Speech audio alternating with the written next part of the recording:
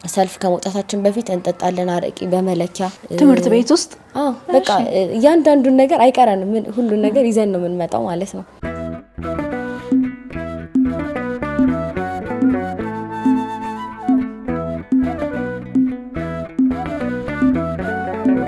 ሰላም ጤና ይስጥልን ወደ ኢቲአርት ሚዲያ ቤተሰቦቻችን እንደምን አላችሁ እንደምን ከረማችሁ? እግዚአብሔር የተመሰገነ ይሁን። እኛ ጋር ሁሉም ነገር ሰላም ነው። እንደተለመደው ዛሬም አንድ እንግዳ ይዤላችሁ መጥቻለሁ። ከእንግዳይ ብዙ ነገር እንደምትማሩ እንደምታተርፉ ተስፋ አድርጋለሁ። እስከ ዝግጅታችን ፍጻሜ ድረስ አብራችሁን ቆዩ።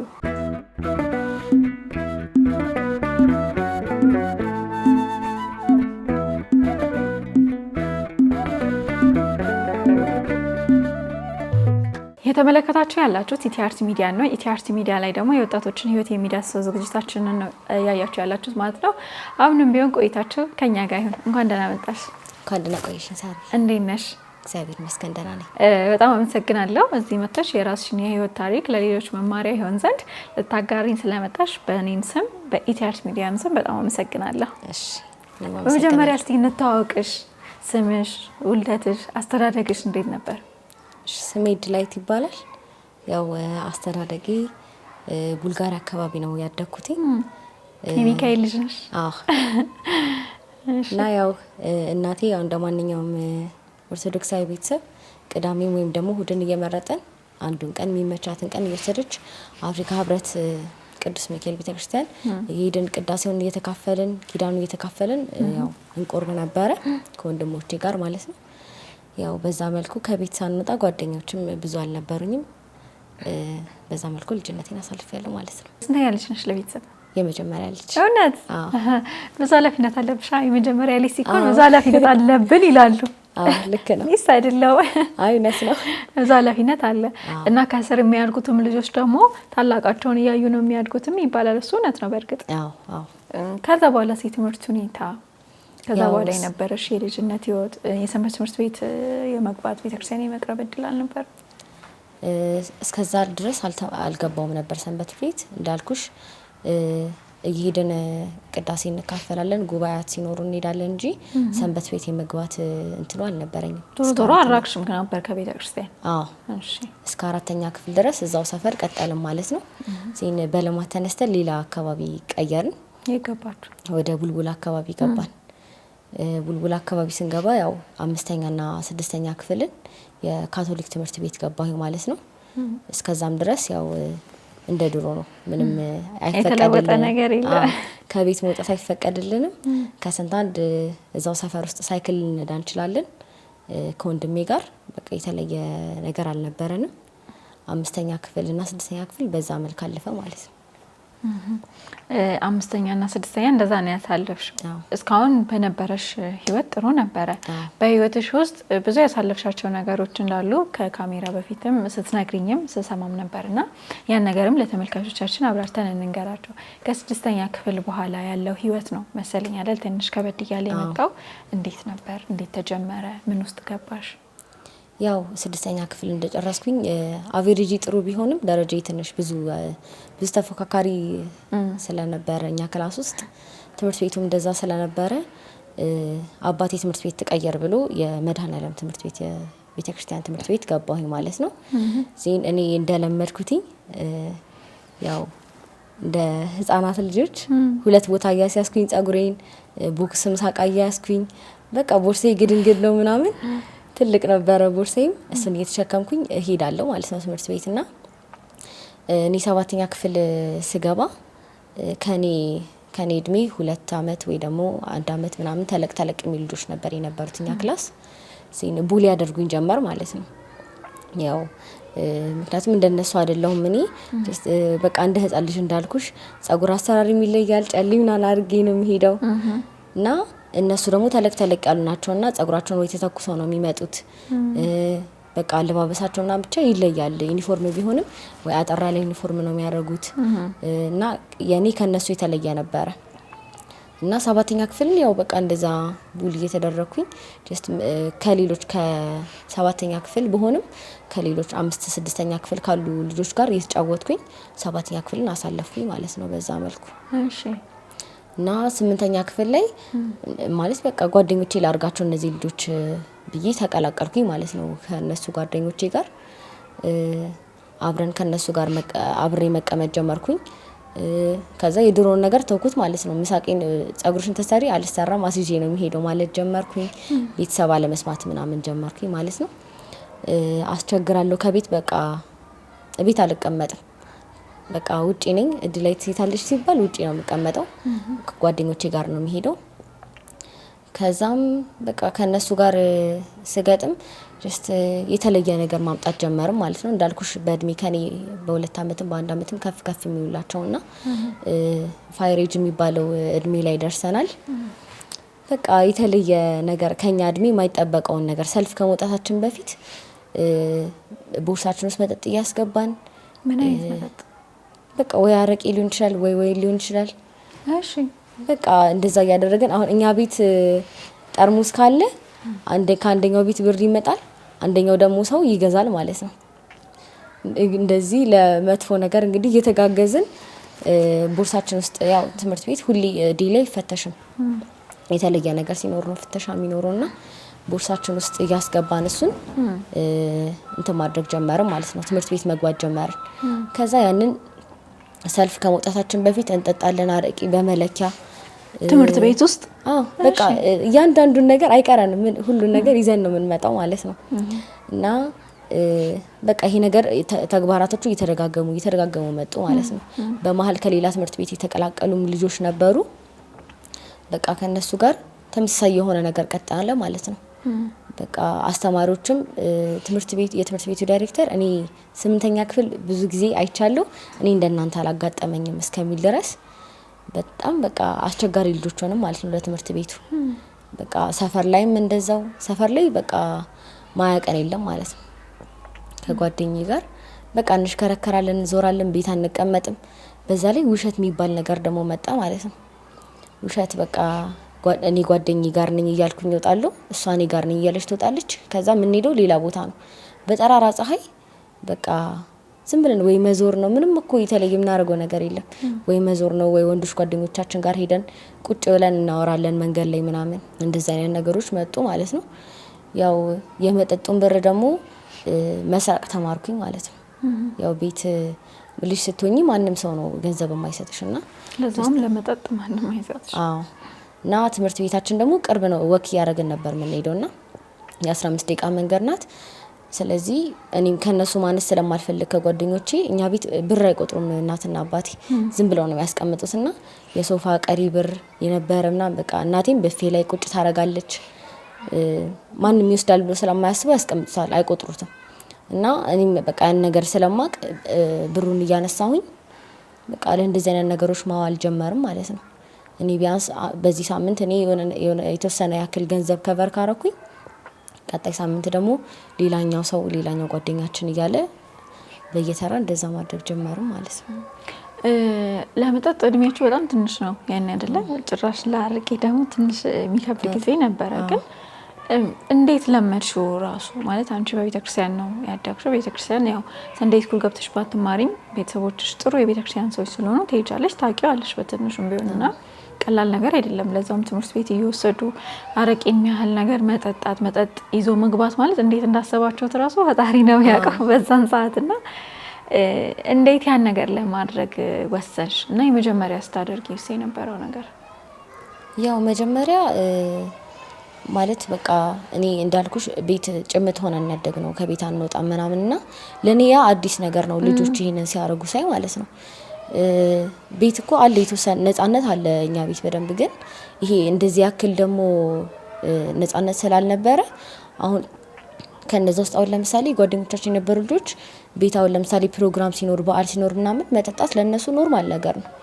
በቃ የበዓል እየተባለ ይጠጣልና ያንን ነገር ደግሞ እኔ አላውቀው፣ ለኔ ብርቅ ነው ማለት ነው ያ ነገር። በቃ ለምን አልሞክረውም? ለምን አሁን አልሞክረውም አልጠጣም ካልኩኝ እንደ ድሮ ጓደኛ ላይ ኖረኝ ነው ማለት ነው። ለዛ በቃ ጓደኛ ለመሆን ስል ከነሱ ጋር ያንን ነገር ጀመርም ማለት ነው። እነሱ ያመጡትን እኔ በቃ አረቄ መጠጥ እንደሆነ እናውቃለን፣ ግን ከባድ መጠጥ ነው አይደለም ለልጅ ለትልቅ ሰውም ከባድ መጠጥ ነውና እኛ በቃ ምንም አይመስለንም። በቃ ለኛ አርድና ነው ያ ነገር። ለኔም በቃ ከነሱ እኩል መሆን ስለመሰለኝ በቃ ያንን ነገር እንደ ኖርማል አደርገው ጀመር ማለት ነው። ከዛ ለመድሽው በዛው ሱስ የመሆን ነገር ነበር? ሱስ ሳይሆን ጀስት በቃ እንደ ቫይብ እያልን አለ አይደለ የምንጠጣው። በቃ ካገኘን አገኘን፣ ካላገኘን በቃ ዝም ብለን ወይ ውጪ እንዞራለን እንጂ ይሄ ሱስ ብለን ተከታታይ እንትን እንደዛ አልሆነብኝም ያደረስ ማለት ነው። ከዛ በኋላስ ከ8ኛ በኋላ የነበረው ህይወትሽስ እንዴት ቀጠለ? በቃ እዛው 8ኛ ክፍል ላይ ነው አብዛኛው ነገር ሀፕን ያደረገው። ዳንስም ብዙ ነገር የጀመርነው ማለት ነው። ዳንስ ጀመራችሁ? ክለብ ምናምን ትሄጂ ነበር? አይ ክለብ እንኳን አንሄድም፣ ግን ጀስት አሁን ፍሪ ፔሪድ ምናምን ሲኖር እኔ በሰዓቱ ስልክ አልነበረኝም፣ ጓደኞቼ ስልክ ይዘው ይመጣሉ። አይደለም እኛ ልንደንሰው ልናስበው ልንመለከተው የማይገቡ ዳንሶች እንለማመድ ነበር ክላስ ውስጥ ማለት ነው። ፍሪ ስንሆን ክላስ ውስጥ ምናምን ነገር ብዙ አንድ ክላስ ነው። ትምህርት ቤታችን ትንሽ ስለሆነ 8ኛ ክፍል 7ኛ ክፍልም አንድ ነው፣ ኤና ቢ የለም። ለዛ ፍሪ ስንሆን በቃ ዳንስ መለማመድ፣ እንዳልኩሽ መጠጦችን መጠጣት፣ ጌም መጫወት ምናምን ጀመርም ማለት ነው ክላስ ውስጥ። ኢቭን ብሉቱዝ ትንሿን ብሉቱዝ ያን ጊዜ ነበረችና ይዘን ገብተን በቃ እናመጽ ነበር። በቃ ዛሬ እንደዚህ ደይ ይሆንልን ምናምን ብለን የመረበሽ ነገርም ነበር እንደዛ ማለት ነው። 8ኛ ክፍል በቃ በጣም አስቸጋሪ ለቤተሰቦቻችን በቃ አስቸጋሪ ሆነን ማለት ነው። ቢሮ ተጠርተን ብንመከርም በቃ ልንሰማ አልቻልን። እንደዛም ሆኖ ያው የደረጃ ተማሪዎች ነበርን። ምን ረብሸው የተወሰነን 5-6 ልጆች ነን ማለት እንደዛም ከ1 ከ7 አናልፍም ማለት ነው። እኛ ልጆች በቃ ጥሩ ደረጃ አለን፣ ግን ደግሞ በዛው ልክ በቃ ይሄ ፋይሬጁም አለ። በቃ እንረብሻለን፣ ከኛ በላይ ሰው የለም የሚባል ነገር አለ። አስተማሪ አንድ ጓደኛችን አጥፍቶ ከመጣው አንማርም ነው ሙሉ ቀን። በቃ እንዴት ጓደኛችንን ትመታዋለህ አይነት ነገር በቃ ማስኬድ ጀመር ማለት ነው። እና በመሀል ያው ሚኒስትሪ እየተጠጋ መጣ። ዜን ሚኒስትሪ ሲመጣ አይ ጓደኛዬ ጋር በቃ አድረን እናጠናለን የሚል ነገር መጣ ማለት ነው። ሞዴል መምጣት ሲጀምር የሞዴል ፈተና የክፍለ ከተማ የትምህርት ቤቱ ሲባል ጓደኛዬ ጋር በቃ እናጠናለን ምናምን ይባላል። ዜን ጓደኛዬ ጋር እንሄድና ሌሊት የለመድነውን አረቂ ወይም ደግሞ ያገኘነውን ወይን ማለት ነው ቤት ውስጥ በቃ እናጠናለን እኮ ግን በቃ ወይ እንዘፍናለን ወይ ደግሞ እሷ ቻት ስታደርግ እኔ ቁጭ ብዬ ያለው እንደዚህ በይው በቃ ቁጭ ብለን ያንን ነገሮች እናደርጋለን ማለት ነው። ያው እኛ ቤት ምናደርቀን ደግሞ ያው እናቴ ስለምትኖር እኔ ጋር እናቴ ትንሽ ኃይለኛ ናትና የሌለች አሁን እናቴ አያቴ ጋር ልታደር ስትሄድ ምናምን ነው እኛ ቤት ሲሆን እንደዛ አረቄ የምንጠጣው እንጂ እኛ ቤት ሻይ ማንቆርቆሪያ ሙሉ ሻይ ነው እንጂ የምንጠጣው እንደዛ እናረግም ነበር ካለው ነገር እናቴም እንዳልኩሽ ስለምትቆጣ ማለት ነው። ዜን በመሃል ኦሪንቴሽን መጣ፣ ሚኒስትሪ ተቃረበና ኦሪንቴሽን ሲመጣ ምን ማድረግ ጀመርን? ያው በልብስ ካልሆነ ብለን አመጻ አደረግም ማለት ነው። ዩኒፎርሙ እንዲቀር ማለት በዩኒፎርም መተናደል ኦሪንቴሽን የሚሰጠን ግቢ ውስጥ አይ ልብስ ለብሰን ነው የምንመጣው፣ በዩኒፎርምማ አንመጣም ማለት። ከዛ በፊትም እንደዚህ ቅዳሜ ቲቶር ሲጨመርልን አይ ሹራብ አንለብስም በሸሚዝና በቀሚስ የምንመጣው እንላለን። ከዛ ሸሚዙን እየተውን ከላይ ቲሸርት ስናረግ እያረግን እያሸጋሸግ ነው በልብስ መምጣት ጀመርን ማለት ነው። ቅዳሜ ሌላ ቦታ ለመዞር እንዲመቸው ማለት ሌላ ቦታዎች ለመሄድ እንዳልኩሽ ለመጠጣትም ሊሆን ይችላል ለመዞርም እንዲመቸን በልብስ ማድረግ ጀመርን ማለት ነው። ከዛ ኦሪንቴሽን ተብሎ በልብስ ካልሆነ ብለን አመጻ አስነሳን። ከዛ በቃ እሺ ይሁንላችሁ በልብስ ተባለና በልብስ ተደረገ ማለት ነው። ከዛ እስከዛ ድረስ ብር የሰረቅነውን ብር ማጣራቀም ጀመርን፣ አላጠፋነውም ብሩን። ከዛ አጠራቀምነውና ብሩን ኦሪንቴሽን ብለን በጊዜ ግቢ ገባንና ከዛ ቶሎ እንዳለቀ ሁላችንም ተሰብስበን ወደ አርሴማ ገዳም አለኛ ሰፈር አርሴማና ተክልዬና በጣም ትንሽ መንገድ አለው ወደ ገዳሙ ድረስ እስከምትገቢና ኮረብታማ የሆነ ሳር ምናምን ቦታ አለው። በቃ እንዴ እዛ አካባቢ እኮ ሰው እኮ በቀን ገዳም ውስጥ አይመጣም ምናምን አለ።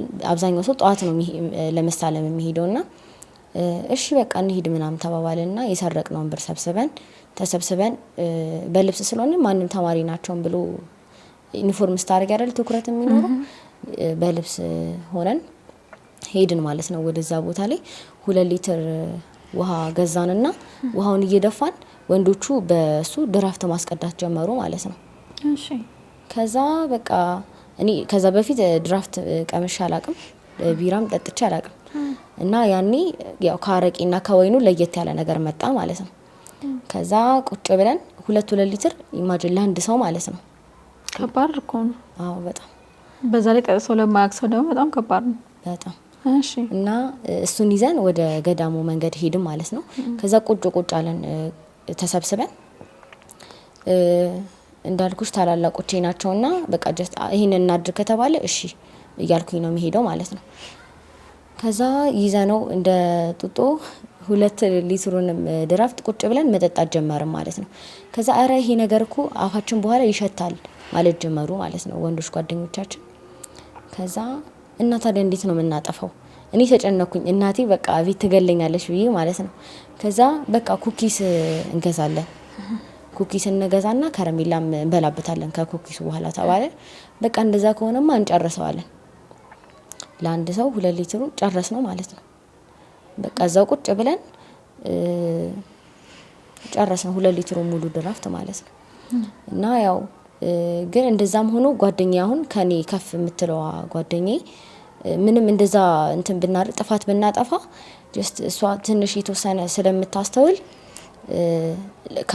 ካጠገቧ ራሱ ራቅ ካልኩኝ እድሌታለች እድልስ ምናምን ብላ ጀስት እኔን ምንም አብረን ብናጠፋ የተወሰነ ቴኬር የማድረግ ነገር አለ አይደለ እንዳልጠፋ ኢቭን ከ2 ከ3 ወንዶች ጋር ራሱ ከተቀመጥኩኝ ነይ እድል ብላ ትቆጣኝና አብራኝ ካጠገቧ ታደርገኛለች ማለት ነው እንጂ በጣም የመጥፋት እድላችን በጣም ሰፊ ነበር። አዎ እንደዛ ከዛ የ8ኛ ክፍል በቃ የኦሪንቴሽኑን ጊዜ እንደዛ አደረገንና 2 ሊትር ድራፍት ማለት እንግዲህ በጣም ከባድ ነው፣ ብዙ ነው።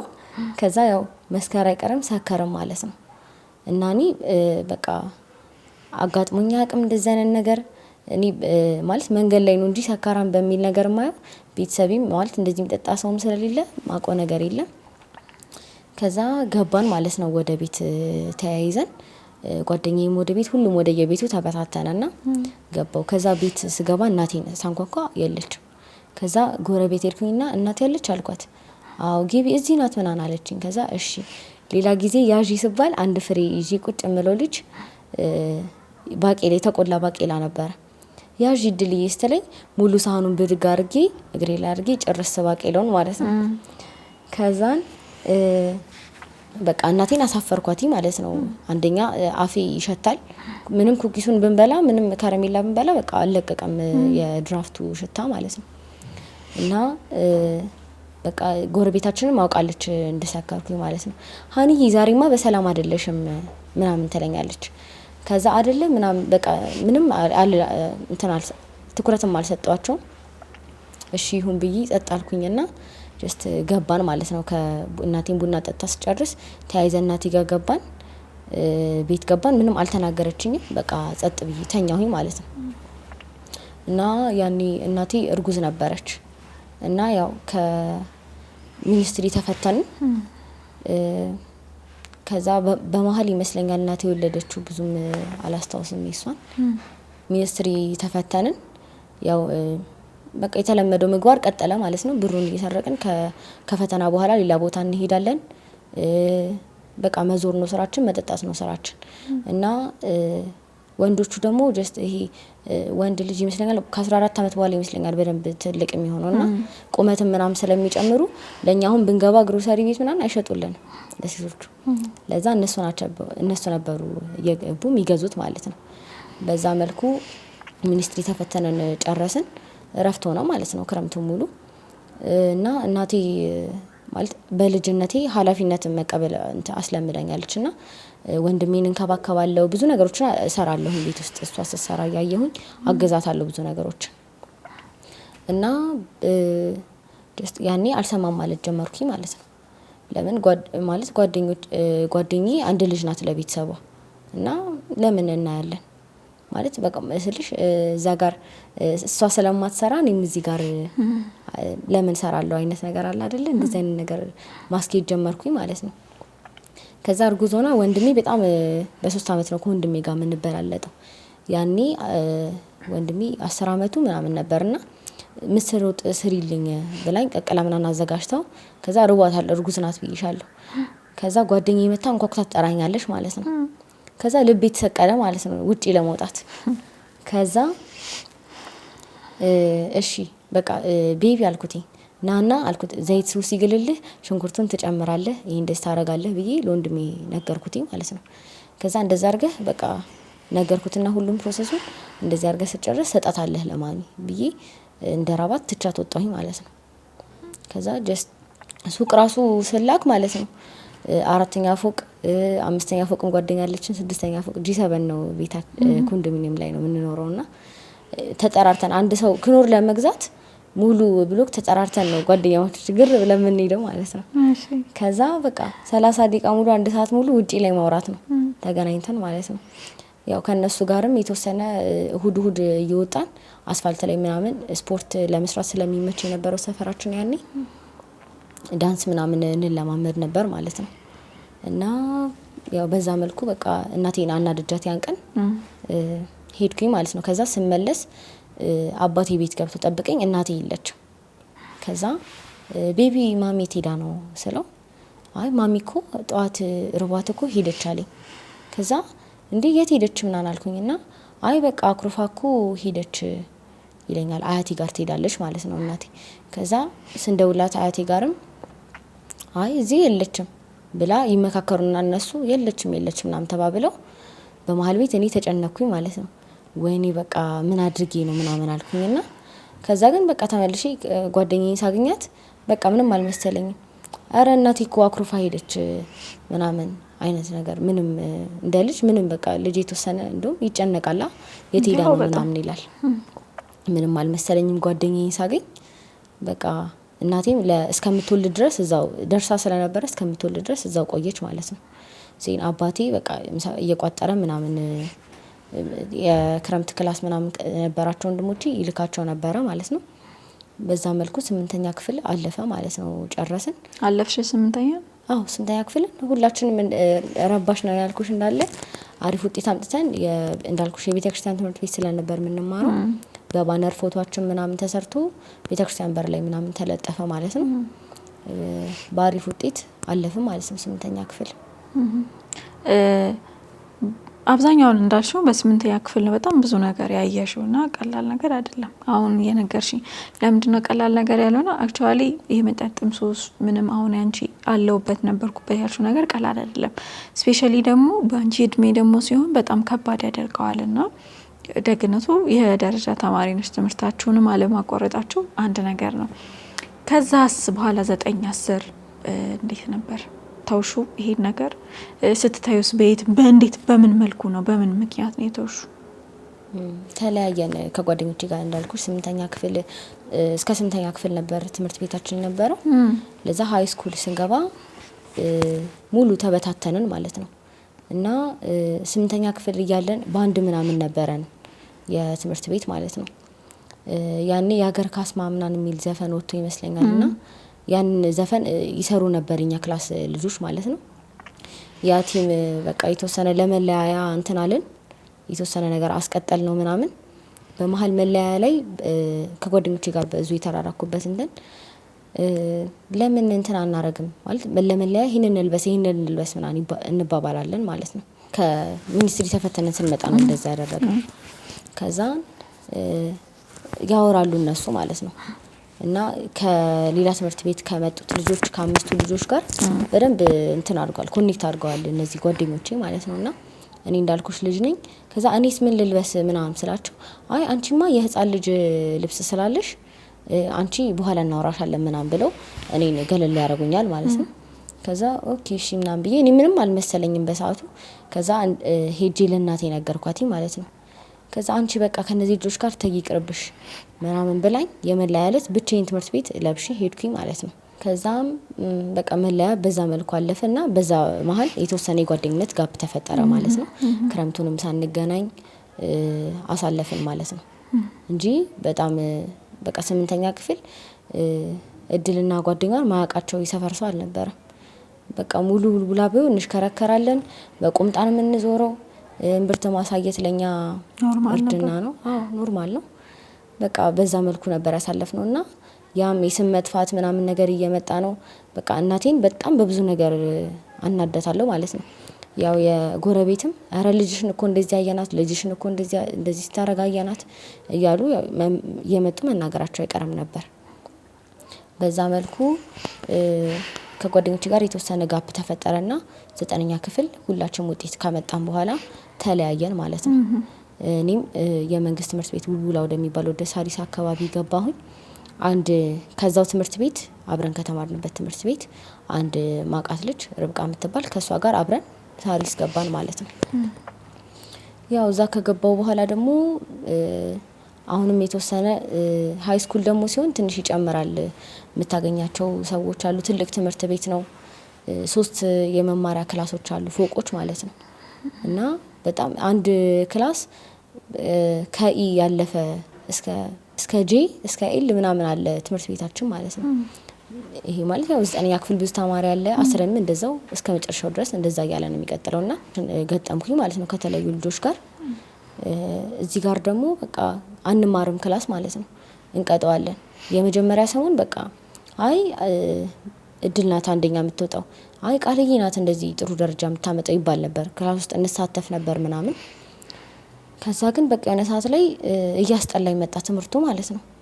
በቃ እንዴ ለምንድን ነው እኔ መማረው ምናምን። ከዛ ጓደኛዬ አንዳንድ ጊዜ ጠዋት መታ አግኝቻት ከሰዓት በኋላ አጣታለሁ ማለት ነው። እንዴ የት እየሄድሽ ነው ስላት እየቀጣሁት እኮ ነው ምናምን ትለኛለች። መፎረፍ የሚባል ነገርን መቅጣት የሚባል ነገርን ተማርኩኝ ማለት ነው። ከዛ ኦኬ እሺ የት ነው የምትሄጂው ምናምን። ከዛ እና አንድ ቀን የቤት ስራ ሳንሰራ ወይኔ ምንድነው የሚሻለን ምናምን በቃ ልንመታ ነው ምናምን ስንል አረ ነይ እንቀጣዋለን አለች። ከዛ እሺ ነይ እንሂድ ምናምን ተባባልና እታች ወደ ሽንት ቤት አካባቢ መቀመጫ አለ፣ እዛ ተቀመጥን ማለት ነው። ከዛ ስናወራ እዛው አለፈ 2ኛ ፔሪድ ማለት ነው። እዛው ስናወራ 3ኛ ፔሪድ አለፈና ቁርስ ሰዓት ደረሰ። 4ኛው ክፍለ ጊዜ ሄድን፣ 3 ክፍለ ጊዜ ሳንማር ማለት ነው።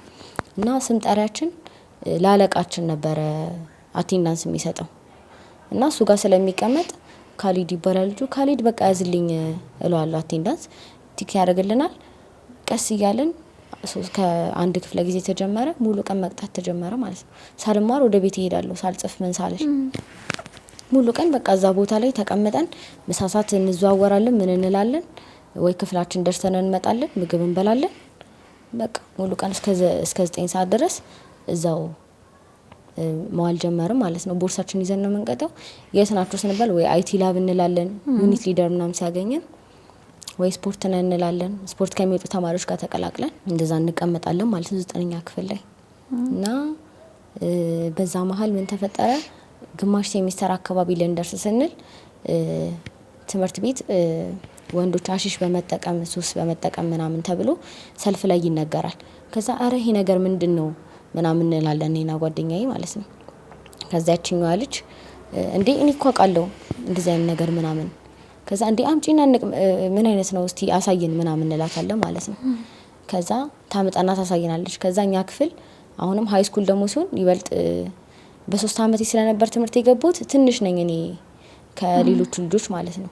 ሌሎቹ ልጆች ወይ በእድሜ ከፍ ያሉ የደገመም ተማሪ ምናምን ስለሚኖር በእድሜ የተወሰነ ጋፕ ነበረን እና ወንዶች ስለነበሩኛ ክላስ ፊት ለፊት ነበር የምንቀመጠው። ቀስ እያልን ወደ ኋላ ወንዶቹ ጋር መቀመጥ ጀመርን ማለት ነው። ከዛ ወንዶቹ ጋር ስንቀመጥ ይሄ እንደዚህ ይባላል፣ ይሄ እንደዚህ ይባላል እያመጣች ታሳየናለች። ከዛ ምን እኛ ከስሙ ምንም እንትን የለንም። ኦኬ ይሄ እንደዚህ ነው እንዴ ምናምን። ከዛ ወንዶቹ ይሄ እንዴት እንደሆነ ታውቃላችሁ ምናምን እያሉ አጠቃቀሙን ሲጠቀሙ ያሳዩናል ማለት ነው። ከዛ ኦኬ እንደዚህ አይነት ነገር ነው እንዴ ምናምን አልን። ከዛ ግልጽ ነኝ ከቤተሰቤ ጋር ግን እንደዚህ አይነት ነገሮችን አላወራም። ቢከለክሉኝስ ወይ ሳላዩ ቢያልፍብኝስ የሚል ነገር አለ አይደል? እንደዚህ አይነት ነገር እንትን እላለሁኝና እንዳይከለክሉኝ ያልኩኝ አልነግራችሁም ለቤተሰቦቼ። ሙሉ ውሎዬን እኮ አወራለሁ እንደዚህ አድርጌ እላለሁ፣ ግን ያቺን እንትን አላወራትም። ቀጣውትም ብዬ አላወራም። ለምን ትምህርት ቤት ትመጣብኛለች ብዬ ስለማስብ እናቴ። በዛ መልኩ ስለ አደንዛዥ እጽ ምናምን እውቀት እየኖረን መጣ ማለት ነው። እንዴት እንደሚጠቀም የትኛው ምን እንደሚያደርጉት ምናምን። ከዛ አንደኛዋ ጓደኛችን መጠቀም ትጀምራለች። ለ3 ነበር አንድ ላይ የምንቀመጠው። ከዛ አረ ይሄ ነገር እኮ በቃ መተኛት ራሱ ብፈልጊ በጣም ቆንጆ ነው ምናምን ትለናለች። ከዛ እስቲ ምናምን ነገር እያለን ያን ነገር መሞከር እንጀምራለን ማለት ነው። ከዛ በቃ አሁን ጠዋት ከተጠቀም ሙሉ ቀን ደንዝዘን ነው የምንውለው። በቃ ክላስም አንገባም እንዳልኩሽ ወይ ቤት እንሄድና ከሰዓት በኋላም ቤት ሄጄ በቃ መተኛት ነው ማለት ነው። የምን ማጥናት ትዝም አይለኝም ቦርሴንም ደብተሬንም የት እንዳስቀመጥኩት። ከዛ ጊዜ ጀምሮ በቃ ክላስ ሉዝ ማድረግ ምናምን ጀመርም ማለት ነው። በታምር ነው ያለፍነው 9ኛ ክፍል የደረጃ ተማሪ። ያቺም አብራኝ የነበረችው ያልኩሽ ጓደኛዬ ከሌላ ትምህርት ቤት ዋንጫ ተሸላሚ ነበረች። ስትመጣ በቃ ሾቀ ማለት ነው ሙሉ ለሙሉ። በየጊዜው ተጠቀሙት ነበር አደንዛዥ እጩን? በቃ እሷ ነበረች እንትን የምታመጣው እሱ የምታመጣውና ባመጣችበት ሰዓት እሱ ሳልሆነብንም ግን በቃ አረ ዛሬ ለምን አላመጣሽው ምናምን። ከዛ ከጓደኞቻችን እስቲ 10 ብር ስጠኝ፣ ትምህርት ቤት ውስጥ ይሸጥ ነበረ በትንሽ እንደዚህ አሁን በጣም ሱስ ስላለባቸው ልጆች ምናምን እያሉ ተማሪዎች ያመጣሉ በድብቅ ማለት ነው። አዎ እና ይሄንን 5 ብር በዚህች ላስቲክ 10 ብር ምናምን እያሉ እንትን ይሉ ነበርና ካላመጣሽ ምናምን የአንድ እንትን ትራንስፖርታችንን እንገዛና በእግራችን ወደ ቤት እንሄዳለን ማለት አንዳንድ ጊዜ። በውስጥ እኮ እንደዚህ መንገድ አለ ከሳሪስ ቡልቡላ የሚያስወጣ ማለት በዛ መንገድ ለሱስ እንጠቀመውና ብሩን እንወጣለን ማለት ነው። በእንትን በኩል በአቋራጭ በኩል ወደ ሰፈራችን እንሄዳለን ማለት ነው። በጣም ከባድ ነገር ነው። በተለይ ለሴት ልጅ አደንዛዥ እጽ በጣም አስቸጋሪ ነገር ነው። በዚህ ሁሉ ጊዜ ውስጥ አንቺ ቤተክርስቲያን የመሄድ ነገር አልነበረም? የሆነ ሰዓት 8ኛ ክፍል ላይ ይመስለኛል በመሀል መድኃኔዓለም እዛው ሰንበት ትምህርት ቤት አንድ ጊዜ ገብቼ ጥምቀት አገልግዬ ነበር ህፃናት ክፍል። ከዛ በኋላ ግን በቃ ቤተክርስቲያኑ ራሱ ቤቱ ጋር ነው ብትኝ አላቆም ነበር። አንቺ አለማዊ ህይወት ውስጥ ነው የገባሽው ሙሉ። አሁን እየነገርሽኝ ያለሽው ቀላል ነገር አይደለም። እንደው በምን አጋጣሚ ነው ከነዚህ አይነት ጉድ የወጣሽው? በቃ 10ኛ ክፍልም በእንደዚህ መልኩ ነው በቃ የቀጠለው ማለት ነው። እስከ ተወሰነ ድረስ በዛ መልኩ ቀጠለም ማለት ነው። ከዛ 10ኛ ክፍል መሀል ላይ የሆነ ልጅ 9ኛ ክፍል ስንጨርስ ክረምት ላይ የእንትን ክላስ እየተማርኩኝ ነበር ቋንቋ ከወንድሜ ጋር እኛ ትምህርት ቤት ክረምት ላይ መስጠት ጀመረና አብረን መማር ጀመርን ከወንድሜ ጋር። ከዛ ስልክ ተገዛልኝ ማለት ነው። ከዛ ስልክ ሲገዛልኝ በቃ ለመደዋወል ምናምን ተብሎ ነበር ተገዛልኝ። እሺ ብዬ ቴሌግራም የሚባል ነገር አወቅኩኝ ማለት ነው። ከዛ 10ኛ ክፍል ገባው። 10ኛ ክፍል በቃ ቴሌግራም ብርቅ ነበር ማለት ነው። በቴሌግራም እንደዚህ አድርጌ እያልን ነው የምናወራው። በቃ እስከ 8 ሰዓት እስከ 9 ሰዓት ቴሌግራም ስጠቀም አምሻለሁ ከጓደኞቼ ጋር ስናወራ ማለት ነው። ወሬው ራሱን ያሁን ሳስበው ኬት እንደሚመጣልን አላውቅም። ያን ሁላ ሰዓት እስከ 8 ሰዓት እስከ 9 ሰዓት ስናወራ ማለት ነው። ግሩፕ ክሬት ማድረግ አላውቅም ነበር፣ ብዙ ነገሮችን አላውቅም ነበር።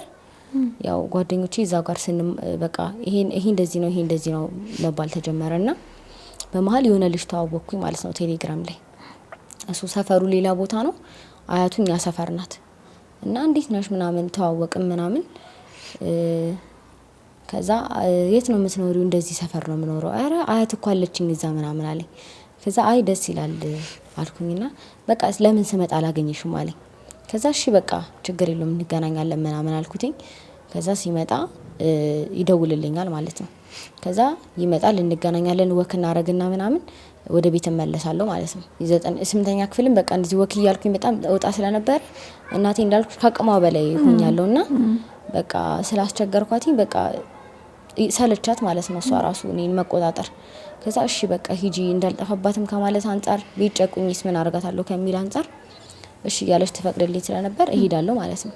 ከዛ ከልጁ ጋር ፍቅር ውስጥ ገባን ማለት ነው። 10ኛ ክፍል ነበርኩኝ ያኔ። ከዛ እንገናኝ ምናምን ሲለኝ እንደተለመደው አያቱ ጋር ሲመጣ ብቻ ነው የምንገናኘው፣ ወይ ቅዳሜ ወይ እሁድ።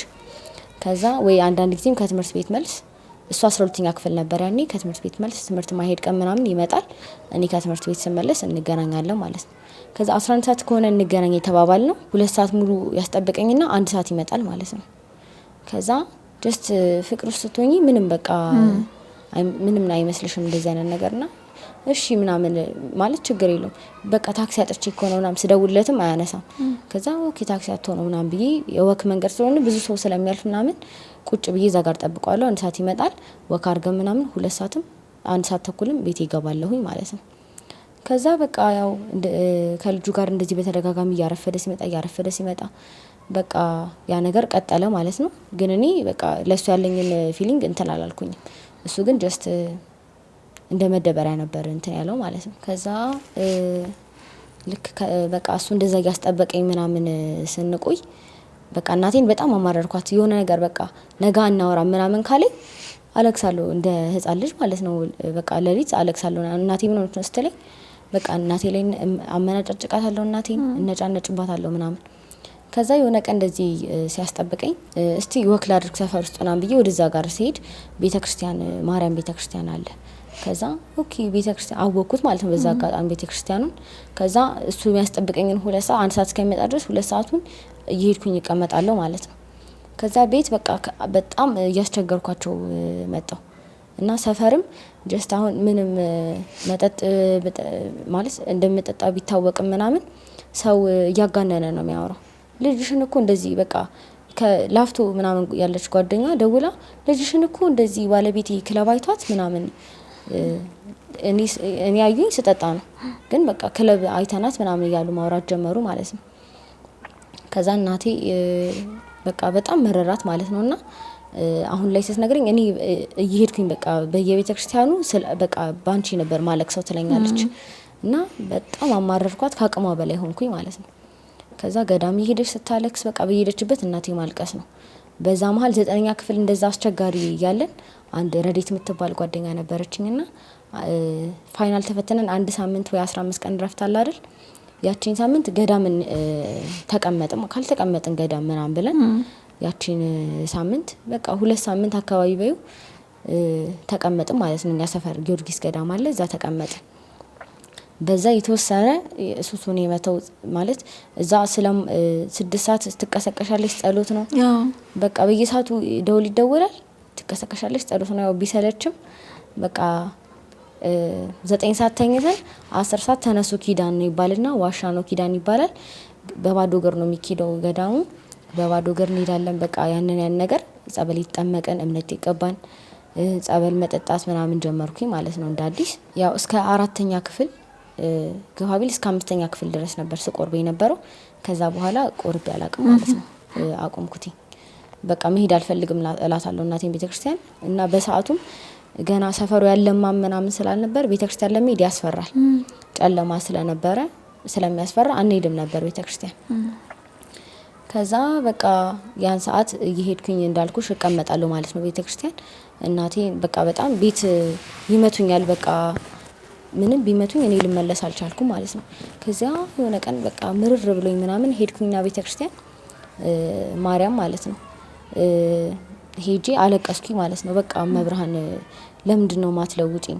እኔ በቃ ቤተክርስቲያኑን እኔ እዚህ ሰው ጥበቃ እያልኩኝ ነበር እዚህ የምቀመጠው፣ ግን በቃ የተወሰነ ነገር እባክሽን አግዢኝ ምናምን ብዬ ጸለይኩኝ ማለት ነው። ከዛ ሳይታወቀኝ ፈጣሪ ያው ቀስ እያደረገ ነው፣ ባንዴ ሁሉም ነገር አይለወጥም፣ ቀስ እያደረገ ነው የሚሰራሽና ቀስ እያልኩኝ በቃ ወደ ቤተክርስቲያን መጠጋት አለ አይደለ?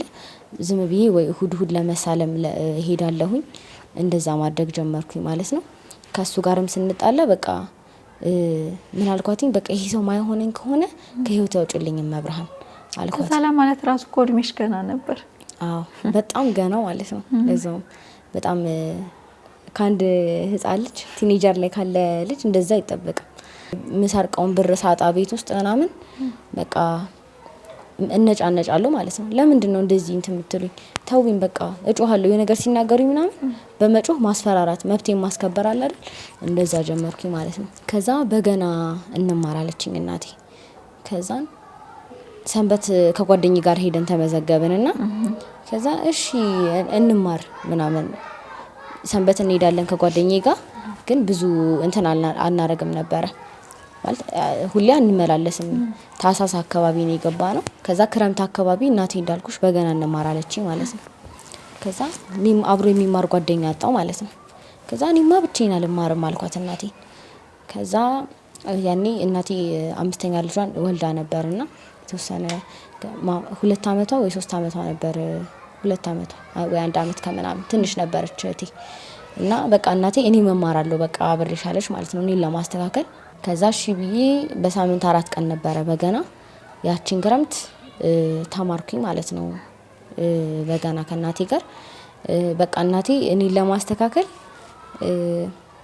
ማማን እያዘለች እህቴ ማለት ነው እያዘለች ነበር በገና ምትማር የነበረው ምትደረድር የነበረውና ዲያቆን መኳንንትን ካወቅሹ እሱ ነበር የሚያስተምረንና እሱ ጋር ነበር ተማሪ። አዎ እሱ ጋር ነበር መማር እና ቅዳሜ እየቀነሰ ከመማሪያ ከበገና መማሪያ ሰዓታችን እየቀነሰ እንትን ያስተምረን ነበረ ስለ አምስቱ አዕማደ ምስጢር ማለት ነው። እሱን ያስተምረን ነበርና በቃ አንድ ቀን ሲያስተምር እስቲ ስልኩ ላይ ዘፈን ያለ ሲል እጄን ሳወጣ ቁምጣ ሚለብስ ሱሪ ሚለብስ እያለ እጄን ሳወጣ ከዛ በዘፈኑ መከረን። ማለት ጨለማም ብርሃንም አይመለክም እና ተው አለን ማለት ነው። ከዛ ምንድነው የሚለው ሂሶዬ ምናምን እያልኩኝ አላዳምጠውም። በቃ ግን የተወሰነ ስለ ቅዱስ ቁርባን ሲያስተምረን ምናምን በቃ ስለ ቅዱሳን ታሪክ ሲነግረን በጣም በቃ ውስጤ ገባ ማለት ነው። በቃ ሁላ ቅዳሜ እንዴት ነው የሚደርሰው ላለው የኮርሱን ለመማር ማለት ነውና እንደዛ እያስተማረን የተወሰነ ያክል ሂንቱ እየኖረኝ መጣ ማለት ነው። ከዛ ያው ሰንበት ቤት ምንም እየተማርኩኝ ቢሆንም ግን ምንም በቃ ወይ ኮርስ አልገባም ወይ መዝሙር ጥናቱን ብቻ ነው ፎከስ ማደርገው።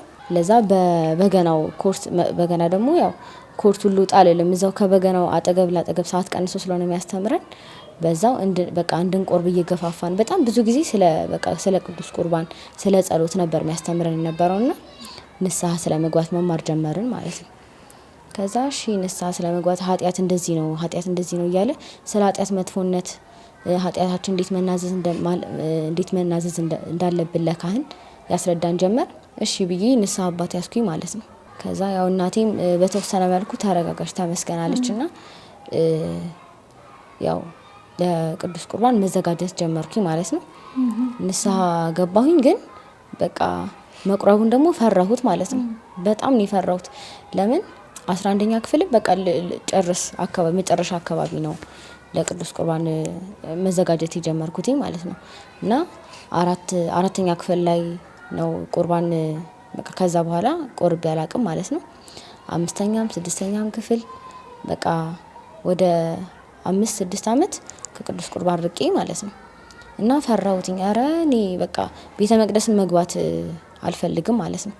እና ሰንበት ቤት ደግሞ ቅዳሴ ተረኛ የሚባል ነገር አለ እና እሁድ ጠዋት የሚቆርቡትን ሰዎች ማሰለፍ ምናምን ስራ አለና ግቢ ሲባል አልገባም እኔ እላለሁ። በቃ ኧረ እኔ ብቀሰፍስ በቃ የኔ ኃጢአቴ ብዙ ስለሆነ እኔ አልገባም ምናምን እላለሁኝ ማለት ነው። ከዛ በቃ ንስሐ አባቴ እያስተማሩኝ እንዳልኩሽ ዲያቆን መኳንንትም በጣም በቃ በዚህ አጋጣሚ እሱ ባያስተምረኝ ኖሮ ያንን ኮርስ ምን ለውጥ ራሱ አይመስለኝም። በቃ እግዚአብሔር በሱ ላይ አድሮ ነው ያስተማረኝና ብዙ ነገሮችን በቃ በዲያቆን መኳንንት አማካኝነት በቃ ወደ ንስሐም ወደ ቅዱስ ቁርባን የሚቀርብኩት በዛ መልኩ ነበር ማለት ነው። በዛ መልኩ ቀጠልኩኝ ማለት ነው። የተወሰነ ጊዜ በቃ ንስሐ በገባም ተመልሼ ኃጢአቱን በሰራውስ እያልኩኝ እተዋለሁ። ግን በቃ እንደዚህ ያላችሁ አትተውት እያለ ሲያስተምረን እሱ ሲገፋፋን እሺ እያልኩኝ በቃ 12ኛ ክፍል ላይ ቅዱስ ቁርባን ተቀበልኩኝ ማለት ነው። ተመስገን። ህይወትሽ ተለወጠ ማለት ነው። ሙሉ ለሙሉ ወደዚህኛው ህይወት ተመለሽ።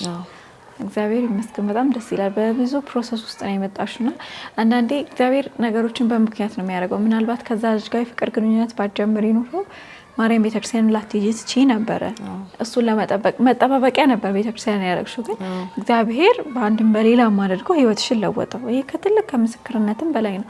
አሁን ህይወት እንዴት ነው? የድሮውን ስታስቢና አሁን ያለው በጣም ልዩነት አለ። አይገናኝማ። እኔ ነኝ ሰላም ራሱ ወይ በጣም የሆነት እኔ ነኝ ወይ እስከምል ድረስ ማለት ነው። የሰፈር ሰው ራሱ እንዴ ያቺ ቁምጣ ለብሳ ጥልጥል የምትለው ልጅ ነው የሚሉኝና በጣም በቃ እናቴ ራሱ በቃ እስከምትገረም ድረስ አሁን እንዳልኩሽ ታሳስ አካባቢ ነበር ሰንበት የገባ ነው።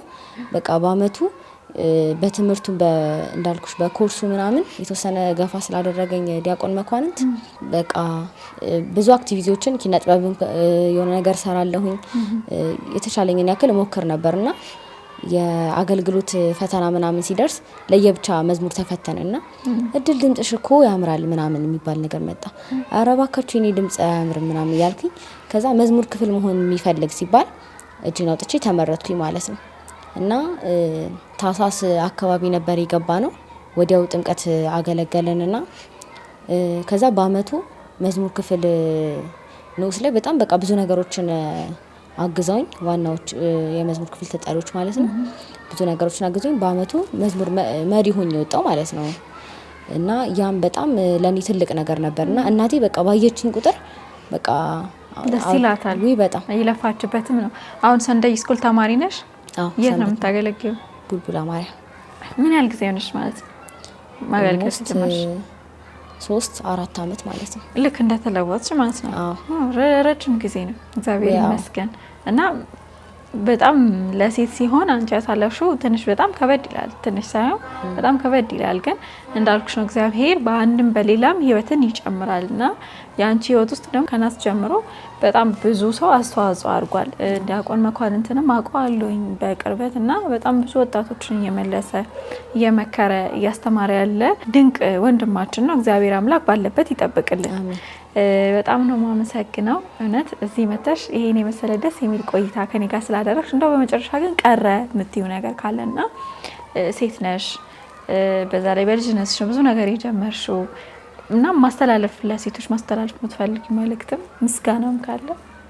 እሺ ያው ከእግዚአብሔር በቀጠለ ያው እና ከመብርሃንም በታች ማመስገን የምፈልገው መጀመሪያ የመመለሴ ምክንያት ለሆነው ለዲያቆን መኳንንት ነው። እሱም በጣም ማመስገን ፈልጋለሁ እና አሁን ላይ ደግሞ ወደ ምረት ላይም ቆሜ ለመዘመሪም ብዙ ነገሮችን መዝሙር ለማስጠናትም ገረብ ለማስጠናትም ሊሆን ይችላል አብሮኝ ሲያግዙኝ የነበሩት የመዝሙር ክፍል ተጠሪ አንተነህና አዱኛን በጣም ነው ማመስገን የምፈልገው። ያስቸገርኳቸው ብዙ ነገሮችን በቃ እንቅስቃሴ ሲያስጠኑኝ ብዙ ነገሮችን ሲያደርጉልኝ የነበሩት እነሱ ናቸው። አሁን ላይም እንደ ወንድምም እንደ ታላቅ ወንድም በጣም ብዙ ነገሮችን ያደርጉልኛል። መካሪዎቼ ናቸው። የሆነ ነገር ሳት እንኳን ስል እድል ይሄ ነገር እንደዚህ ነው እያሉ የሚያስረዱኝ የሚመልሱኝ እነሱ ናቸው እና እናቴን በጣም ነው ማመስገን የምፈልገው። በብዙ ያው ሰንበት ቤትም ፈተና አለው። በጣም ብዙ ነገሮችን ስታግዘኝ የነበረችው እናቴ ናት። በቃ ያለሷ ደግሞ እዚህም አልደርስም ነበርና እሷን ማመስገን እፈልጋለሁ። ያው ለተመልካቾቻችን ደግሞ ማስተላለፍ የምፈልገው መልእክት ያው ሰንበት ቤት ልጆቻችንን መላክ በጣም ትልቅ ጥቅም አለው። እኔ በሰንበት ቤት ነው ሁሉም ዘፈንም በጣም ብዙ ነገሮችን የተወኩት ማለት ነው እና ቤተክርስቲያናችን ለሁሉም መፍትሄ አላት ለሁሉም ነገር ማለት ነው። እኔ እንግሊዘኛ ዘፈን በጣም ነበር የሚያስቸግረኝ፣ ግን እግዚአብሔር ይመስገን እንግሊዘኛ መዝሙሮች አሉ።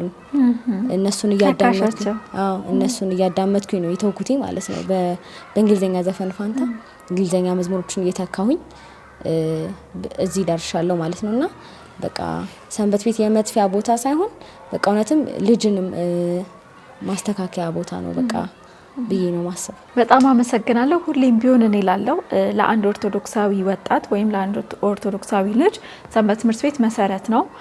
ሰንበት ትምህርት ቤት መገኛ ነው። ሰንበት ትምህርት ቤት ሰላም ነው እና መንገድም ጭምር ነው። የሁል ጊዜ የሚገርምሽ ነገር ፕሮግራማችንን ካየሽው የሁል ጊዜ መልእክታችን ነው ልጆቻችንን ወደ ቤተክርስቲያን ወደ ሰንበት ትምህርት ቤት እንላክ እናስተምር የሚል እጅግ በጣም ነው ማመሰግነው። በጣም ደስ የሚል ቆይታ ነው ከኔ ጋር ያደረግሽውና እዚህ መተሽ የህይወት ታሪክሽን ስላካፈልሽኝ በጣም አመሰግናለሁ። እግዚአብሔር ደግሞ ከዚህ በበለጠ ቦታ ላይ አድርጎሽ ድጋሚ ለመገናኘት ያብቃን። አሜን። ሳርዬም ስለጋበዛችሁኝ በጣም አድርጌ ነው ማመሰግነው። እናመሰግናለን።